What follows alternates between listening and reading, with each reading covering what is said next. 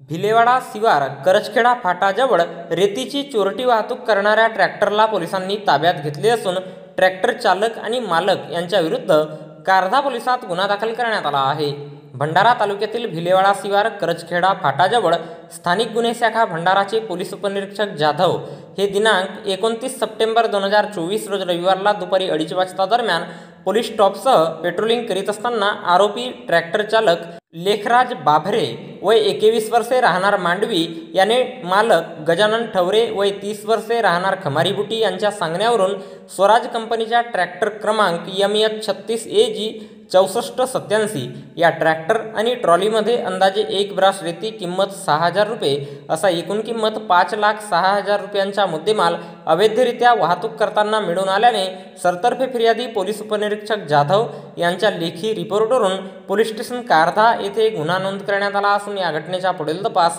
सहाय्यक फौजदार बावणे हे करीत आहेत। तर याबद्दलची माहिती भंडारा जिल्हा पोलीस दलाच्या वतीने दिनांक 30 सप्टेंबर 2024 रोज सोमवारला एका प्रसिद्धी पत्रकाच्या माध्यमातून देण्यात आली आहे।